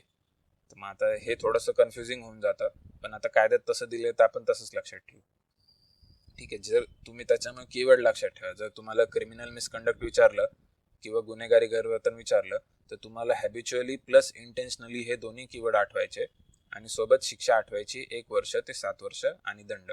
ठीक आहे. जर तुम्हाला असं विचारलं की सेक्शन 14 अंतर्गत नियुक्त नियमाने करत असेल तर मग तुम्हाला 2 वर्ष ते 7 वर्ष दंड ही शिक्षा आठवायची. ठीक आहे. तर त्याच्यामुळे शब्दांमध्ये थोडीशी इकडे तिकडे होऊ शकतं, तर तेवढं तुम्ही कीवर्ड्सला हायलाइट करून लक्षात ठेवा. सेक्शन 15 मध्ये बघा, सेक्शन 15 मध्ये काय केलंय, सेक्शन 13 मधील 1 मधील व डी हे गुन्हे करण्याचा प्रयत्न करणे. ठीक आहे. आता इथे काय म्हटलंय 15 मध्ये, 13.1 मधील डी. ठीक आहे. 13.1 मधील डी, 13.1 मधील डी. आता त्यांनी याच्यासाठी परत एक प्रोव्हिजन दिली. 13.1 मधील डी म्हणजे हे येतं.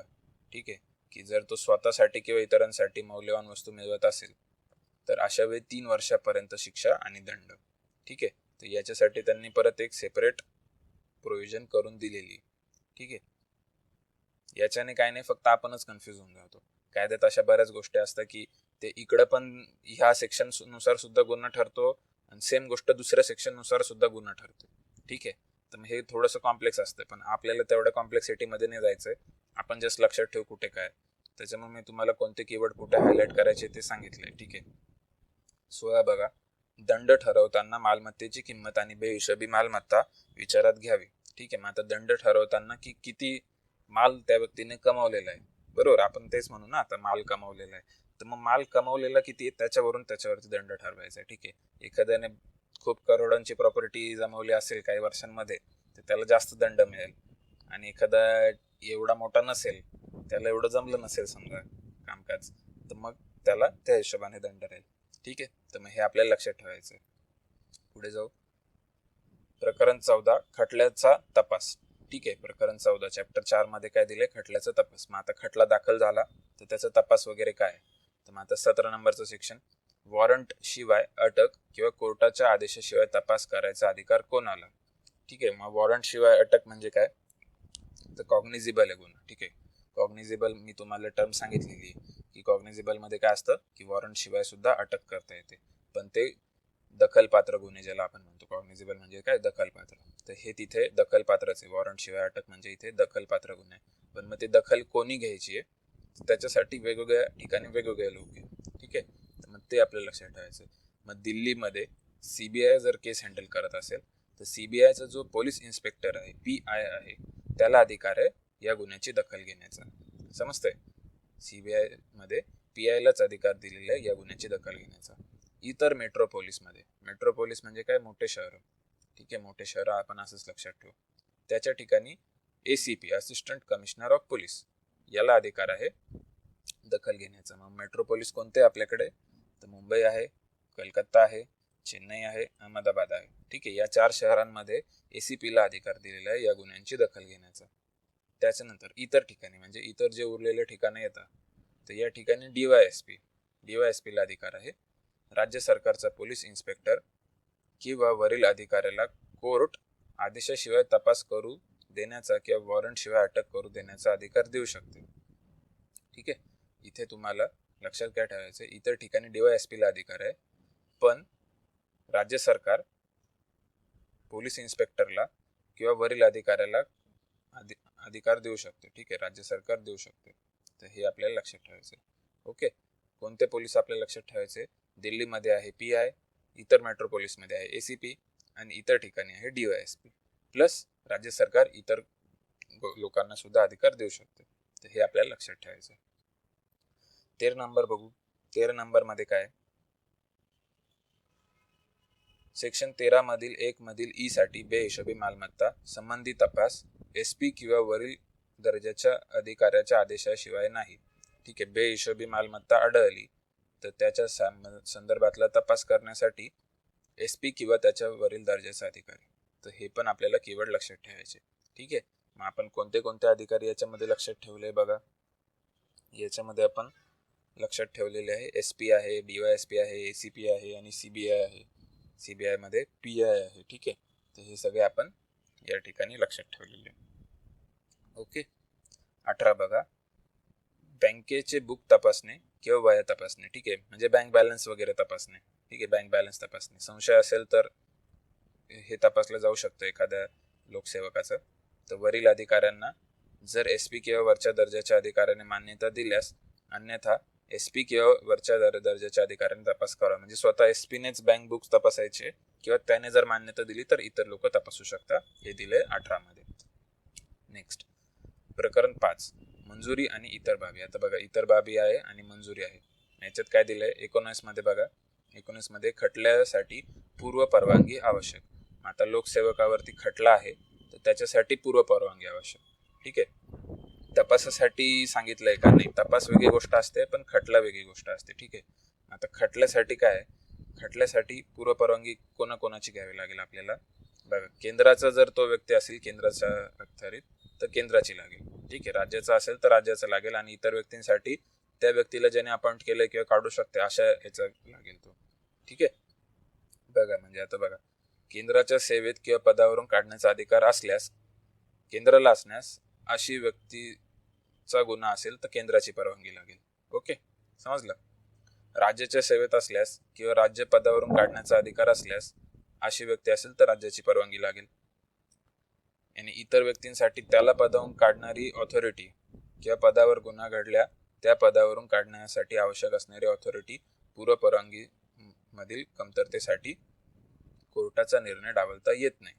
ठीक आहे, आता याच्यात काय म्हटलंय हे वेगळं लक्षात ठेवा तुम्ही. पूर्व परवानगीवरील ऑथॉरिटीसाठी हे बघा, इथून मी तुम्हाला सांगतो, सिंपल असं लक्षात ठेवा, जी व्यक्ती राज्यामध्ये सर्व्हिस करते तर किंवा राज्य त्याची जी ऑथॉरिटी आहे तर ती राज्य सरकार आहे तर तिथे राज्य सरकारची परवानगी, केंद्राच्या सर्व्हिसमध्ये असेल किंवा केंद्र ऑथॉरिटी असेल तर केंद्र सरकारची परवानगी, आणि इतर ठिकाणी अपॉइंट केलेली असेल म्हणजे समजा कोणती कृषी उत्पन्न बाजार समिती आहे किंवा ग्रामपंचायत आहे, ठीक आहे, तर तिथले जे लोकल कर्मचारी वगैरे असतात ते पण लोकसेवकाच्या डेफिनेशन मध्ये येतात. किंवा अजून आपलं आपण बघितलं तर सहकारी सोसायटी आहे, या सुद्धा लोकसेवकाच्या डेफिनेशन मध्ये येतात. ठीक आहे, तर मग हे जे इतर बॉडीज जे असेल तर मग तिथे त्यांना जे अपॉइंट केले किंवा त्या पदावरून जे काढू शकतात तर अशा व्यक्तीची परवानगी लागेल. ओके, तर हे आपल्याला लक्षात ठेवायचं. हे दिलं 19 मध्ये. मग 20 मध्ये काय आहे, ग्रॅटिफिकेशन घेतले असे गृहीत धरले पण कोर्टास ग्रॅटिफिकेशन छोटे किंवा खूप किरकोळ वाटल्यास तसे गृहीत धरत नाही. ठीक आहे, आता याच्यात हे पण दिलेलं आहे की ग्रॅटिफिकेशन जर खूप किरकोळ असेल तर त्याला ते तपासामध्ये घेणार नाही. ठीक आहे, मामूली वाटत असेल तर ते एवढं त्याच्यावर केस वगैरे चालवणार नाही. ठीक आहे, हे दिलेलं आहे 20 मध्ये, पण ते कोर्टाला वाटलं पाहिजे. ठीक आहे, कोर्टास ग्रॅटिफिकेशन छोटे किंवा मामूली वाटले तरच ते करेल. ठीक आहे, 21 मध्ये काय बघू, या खटल्यातील आरोपी व्यक्ती हा साक्षीदार म्हणून मान्य केला जातो. ठीक आहे, साक्षीदार म्हणून तो मान्य केला जाऊ शकतो, म्हणजे माफीचा साक्षीदार वगैरे बनवणे. कोड ऑफ क्रिमिनल प्रोसिजर लावला जाईल. ठीक आहे, code of criminal procedure CPC याचा वापर या ठिकाणी केला जाईल. आता हे काय नाही, जरा फॅक्च्युअल इन्फॉर्मेशन हे लिहून घ्या, याच्यावरती काही प्रश्न पण पडणार नाहीये तुम्हाला. ओके, हे बघा आता 23 नंबरचं सेक्शन बघा. 23 मध्ये काय दिलंय, मालमत्तेचा गैरवापर. सेक्शन 13(1) मधील मालमत्तेचा गैरवापर ज्या तारखांच्या दरम्यान घडला असेल तर अपराध एकच मानण्यात येईल. ठीक आहे, पण पहिल्या व शेवटच्या तारखेत 1 वर्षापेक्षा जास्त कालावधी नको. ठीक आहे, म्हणजे बघा आता एखादा व्यक्ती सरकारी अधिकारी असेल तर तो मालमत्तेचा गैरवापर करतोय. ठीक आहे, तर तो या ठिकाणी आपल्या भ्रष्टाचार प्रतिबंध अधिनियम याच्यानुसार तो गुन्हा आहे. पण अशा वेळी जर तो ज्या दरम्यान मालमत्तेचा गैरवापर करतोय, समजा आजपासून त्याने चालू केलं आणि तो ते मालमत्तेचा गैरवापर करणं अजून 1 वर्षाच्या आत थांबला तर अशा वेळी पूर्ण कालावधीसाठी त्याच्यावर एकच गुन्हा दाखल होईल. ठीक आहे, हे दिलं याच्यामध्ये. पण समजा त्याने आजपासून मालमत्तेचा गैरवापर चालू केलं आणि तो 1 वर्षापेक्षा जास्त कालावधीपर्यंत तो करतोय, साधारण 2-3 वर्ष तो करतोय.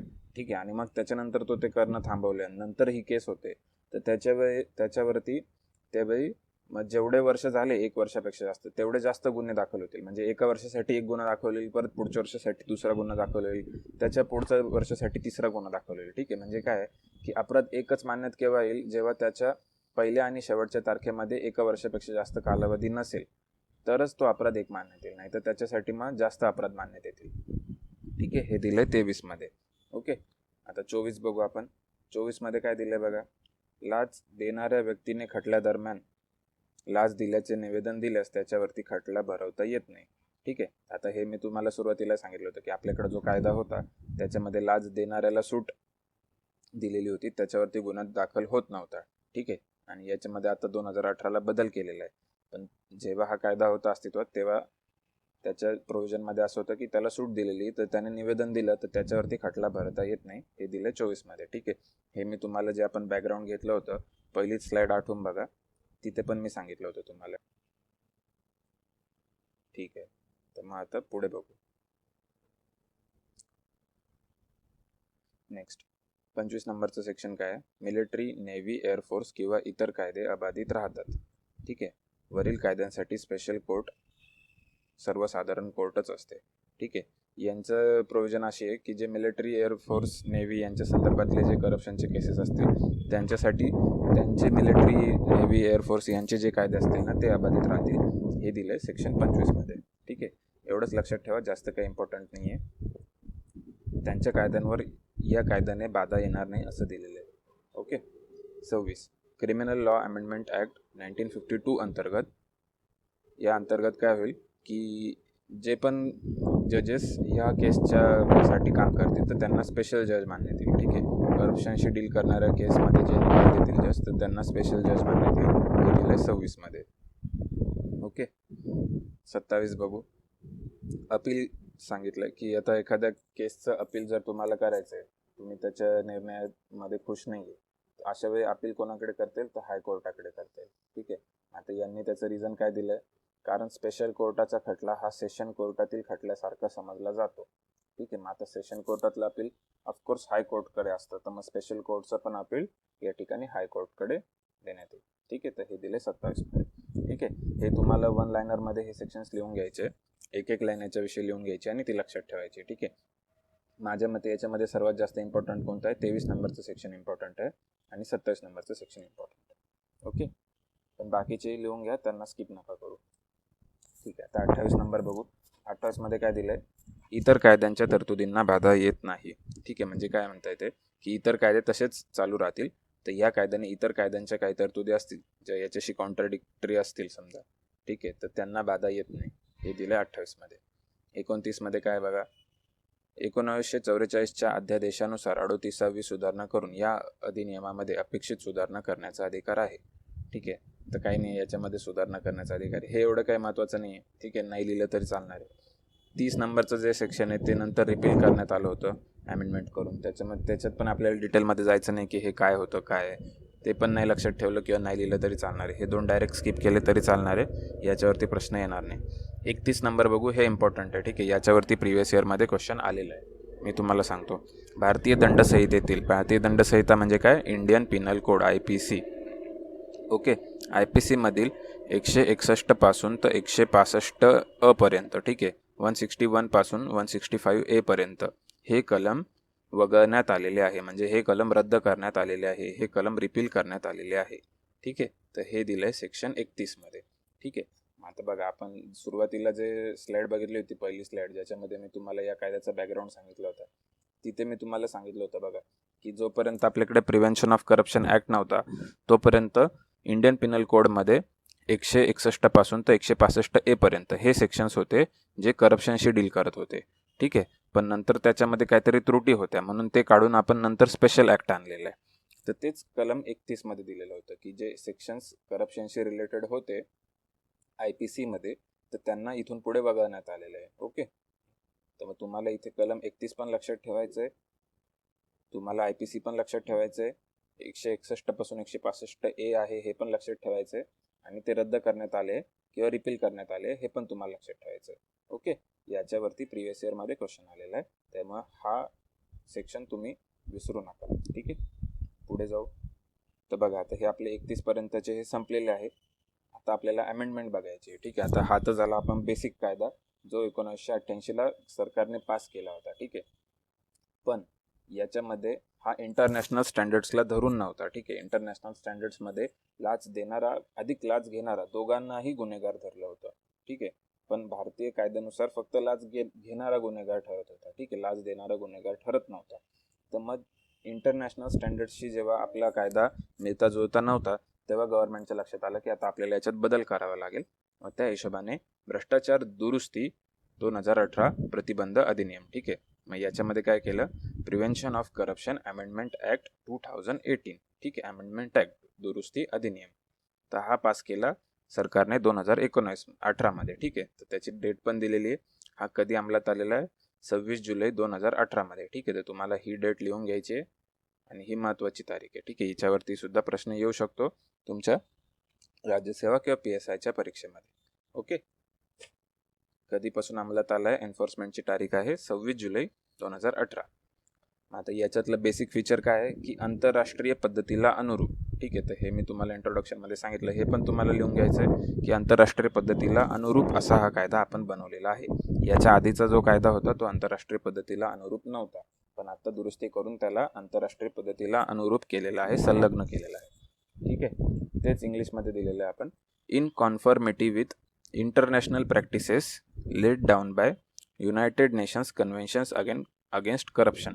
ठीक आहे, UNCAC. तर हे तुम्हाला लक्षात ठेवायचं किंवा हे लिहून घ्यायचं आहे. प्रश्न येऊ शकतो की आपण कोणते स्टँडर्ड्स फॉलो केले आहे हा कायदा बनवताना. UNCAC, United Nations conventions against corruption, हे स्टँडर्ड आपण फॉलो केलेले आहे. ओके, तर तुम्ही हे 3 पॉईंट लिहून घ्या. पुढे जाऊ. आता बघा, दुरुस्ती केली आहे तर नक्की काय दुरुस्त केलं आहे. ठीक आहे, तर ते आपण बघणार आहोत, नक्की काय दुरुस्त केलं आहे. सगळ्यात पहिली दुरुस्ती काय केली आहे की लाच देण्याला सुद्धा या ठिकाणी गुन्हा ठरवले. ठीक आहे, लाच देणे हा गुन्हा आहे. याच्या आधी लाच देणे नव्हतं, फक्त घेणे होतं. तर आता इथून पुढे लाच देणे अधिक लाच घेणे दोन्ही पण गुन्हा आहे. तर हे चेंज केले. मग चेंज कुठे केलं आहे, आता बघा, हे तुम्हाला दोन्ही ठिकाणी लिहायचं आहे. इथे पण लिहायचं आहे आणि आधी आपण जिथे जागा सोडली तिथे पण लिहायचं आहे. ठीक आहे, त्यानेच तुमचं नोट्स अशा परिपूर्ण होणार आहे की तुम्हाला तुमच्या नोट्सवरतीच एवढा कॉन्फिडन्स येईल तर तुम्हाला त्याच्या पुढे सगळे पुस्तकं सगळे तुम्हाला फिक्के वाटतील. ठीक आहे, त्याच्यामुळे हे दोन्ही ठिकाणी लिहून घ्या. इथे लिहा की सेक्शन 8(1) मध्ये आपण चेंज केला. ठीक आहे, मग बघा काय चेंज केलं आहे. पूर्वी ॲबेटमेंट वगळता, ठीक आहे, ॲबेटमेंट वगळता कोणतीही विशिष्ट तरतूद नव्हती, परंतु दुरुस्ती अंतर्गत लाच देणे सुद्धा गुन्हा आहे. ठीक आहे, आता म्हणजे काय सांगता इन शॉर्ट की याच्या आधी लाच देणे गुन्हा नव्हतं, इथून पुढे लाच देणे सुद्धा गुन्हा आहे. एक्सेप्ट, एक एक्सेप्शन दिलेलं आहे, हे महत्त्वाचं आहे, हे तुम्हाला लिहायचं आहे. एखाद्याला लाच देण्यास भाग पाडणे, तथापि ते 7 दिवसांच्या आत नोंदवावे. ठीक आहे, नाहीतर 7 वर्षांच्या तुरुंगवासाची शिक्षा होईल. ओके, तर हे तुम्हाला लिहायचं आहे सेक्शन 8(1) मध्ये. ठीक आहे, आपण कुठे दुरुस्ती केली आहे, आपण आठवा, आपण तिथे जागा पण सोडलेली आहे सेक्शन 8(1) मध्ये. हे बघा, ही 8(1) मध्ये मी तुम्हाला इथे 2 ओळी सोडायला लावल्या होत्या. तर 2018च्या सुधारणा कायद्यानुसार काय केलं की लाच देणे सुद्धा गुन्हा आहे. तुम्ही लिहून घ्या, लाच देणे सुद्धा गुन्हा आहे, एक्सेप्ट जर कोणाला फोर्सफुली लाच द्यायला लावली जात असेल तर. ठीक आहे, लाच द्यायला लावली जात असेल तर तो गुन्हा नाही आहे. पण अशा केसमध्ये ज्याला ती लाच द्यायला सांगितलं जात आहे, ज्याच्यावर फोर्स केला जातोय, त्याने ते 7 दिवसांच्या आत ते नोंदवायचं आहे. ठीक आहे, त्याची तक्रार करायची 7 दिवसांच्या आत. असं नाही की तुम्ही 7 दिवसांपेक्षा जास्त कालावधी झाला आणि त्याच्यानंतर तुमच्यावर केस दाखल झाल्यावर तुम्ही असं कबूल झाले की नाही मला तर फोर्स केलं होतं. ठीक आहे, जर 7 दिवसांच्या आतच जर तुम्ही तक्रार केली तरच ते मानण्यात येईल की हो तुमची इच्छा नव्हती पण तुम्हाला फोर्स केलं लाच द्यायला.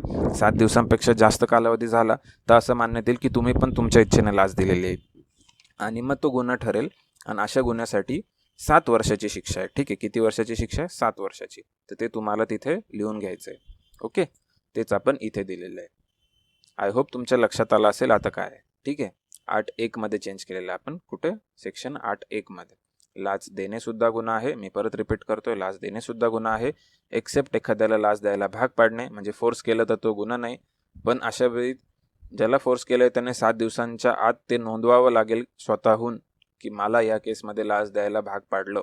जर त्याने 7 दिवसांच्या आत त्याने नोंदवलं नाही तर असं समजण्यात येईल की त्याने स्वतःहून लाच दिली आणि तो सुद्धा गुन्हेगार आहे आणि मग अशा वेळी त्याला 7 वर्षांच्या तुरुंगवासापर्यंतची शिक्षा होऊ शकते. ओके, क्लिअर आहे पहिला पॉईंट. सेकंड पॉईंट बघा, गुन्हेगारी गैरवर्तन, क्रिमिनल मिसकंडक्ट. आता क्रिमिनल मिसकंडक्टच्या प्रोव्हिजनमध्ये आपण चेंज केलेलं आहे. यापूर्वी गुन्हेगारी गैरव्यवहारात सवयीने लाच घेणे, हॅबिच्युअल. ठीक आहे, सवयीने लाच घेणे, काहीही फुकट घेणे किंवा सवलतीत घेणे, स्वतःसाठी व दुसऱ्यासाठी सार्वजनिक हित लक्षात न घेता अनैतिक लाभ मिळवणे, अशा गुन्ह्यांचा समावेश होत होता. ठीक आहे, पण कायद्याच्या दुरुस्ती अंतर्गत गुन्हेगारी गैरव्यवहारामध्ये आता केवळ 2च गुन्हे समाविष्ट केलेले आहे. 2च गुन्हे. ठीक आहे. तर पुढच्या वेळी तुम्हाला हे 2 कोणते गुन्हे याच्यावरती प्रश्न येऊ शकतो. ठीक आहे. तर कोणते 2 गुन्हे आहे? अ आणि ब. प्रॉपर्टी म्हणजे मालमत्तेचा गैरवापर, हा एकच पॉईंट ठेवलेला आहे सध्या. आणि उत्पन्नाच्या ज्ञात स्रोता व्यतिरिक्त मालमत्ता जमवणे. ठीक आहे. व्यतिरिक्त मालमत्ता जमवणे. ठीक आहे. इथे मालमत्ता 2दा टाईप झालेलं आहे. येते का लक्षात? की आता बघा मी तुम्हाला दाखवतो परत. क्रिमिनल मिसकंडक्टमध्ये जाऊ आपण. क्रिमिनल मिसकंडक्ट कुठे होतं आपलं? सेक्शन 13 मध्ये. ठीक आहे. आपण लिहिलेलं आहे इथे बघा. इथे आपण किती गुन्हे टाकले? खूप सारे गुन्हे टाकले. ग्रॅटिफिकेशन घेणे, मौल्यवान वस्तू घेणे, स्वतःसाठी फायदा करून घेणे किंवा इतरांसाठी करणे, मालमत्तेचा गैरवापर करणे, उत्पन्नाच्या ज्ञात स्रोता व्यतिरिक्त मालमत्ता असणे, हे इतके सगळे होते. आणि याच्यामध्ये हे बघण्यामागचं त्यांचं केस काय असायची, तर हॅबिच्युअल असलं पाहिजे किंवा इंटेन्शनली करत असलं पाहिजे. ठीक आहे. सवयीने. पण मग हे प्रूफ करणं खूप अवघड जायचं की हॅबिच्युअली आहे का किंवा इंटेन्शनली करतोय का. ठीक आहे. तर हे कोर्टाच्या भाषेमध्ये प्रूफ करणं जास्त अवघड जायचं. मग त्याच्यामुळे 2018 इथे काय चेंज केला त्यांनी, इथे आता त्यांनी 2च सेक्शन ठेवले. ठीक आहे. म्हणजे हे वरचे काढून टाकले. हे वरचे एवढे इतर ज्या गोष्टी होत्या हॅबिच्युअल वगैरे, हे असे ॲब्स्ट्रॅक्ट शब्द, म्हणजे जे शब्द असे सहज त्याचे खूप वाईड मिनिंग होतो. ठीक आहे. ॲब्स्ट्रॅक्ट शब्द. तर ॲब्स्ट्रॅक्ट वर्ड्स जे होते ते काढून टाकले आणि 2च गोष्टी ठेवल्या. एक काय की प्रॉपर्टीचा गैरवापर म्हणजे मालमत्तेचा गैरवापर. ठीक आहे. म्हणजे सरकारी मालमत्तेचा गैरवापर एक तो आहे. आणि दुसरा उत्पन्नाच्या ज्ञात स्रोता व्यतिरिक्त असलेली बेहिशोबी मालमत्ता, हा दुसरा पॉईंट आहे. हे दोन्ही जर तुमच्याकडे असेल तर तुम्ही क्रिमिनल मिसकंडक्टच्या डेफिनेशनमध्ये याल. ठीक आहे. मग हे हॅबिच्युअल, इंटेन्शन, ह्या गोष्टी आता त्यांनी काढून टाकलेल्या आहेत. ठीक आहे. तर आपल्याला हे दोन्ही माहिती पाहिजे की आधी काय होत्या आणि नंतर काय होत्या, म्हणून मी तुम्हाला इथे जागा सोडायला लावली होती. आता तुम्ही इथे पण ते 2 पॉईंट लिहून घ्या जे आपण शेवटी लिहिलेले. ओके. समजतंय? याने तुमच्या कन्सेप्ट डोक्यात खूप क्लिअर होणार आहे की आधी काय होतं आणि नंतर काय होतं ते सुद्धा आपण बघितलंय. असं नाही की नुसतं आधी काय होतं तेच बघितलं किंवा एकदमच लेटेस्ट तुम्ही बुक घेतलं आणि ज्याच्यात फक्त नंतर काय होतं एवढंच देऊन दिलं, तर तुमचं आधीचं काय होतं चेंज कशातून कशात झालंय हा सुद्धा तुमच्या डोक्यात कन्फ्युजन राहील. आणि आयोग त्याच्यावरती सुद्धा प्रश्न विचारू शकतं की आधी काय होतं आणि नंतर अमेंडमेंट करून काय केलेलं आहे. त्याच्यामुळे आपण दोन्ही लिहिलेले. ओके. आय होप तुम्हाला हा पण पॉईंट क्लिअर असेल. पुढचा पॉईंट बघू. चौकशी पूर्व मंजुरी.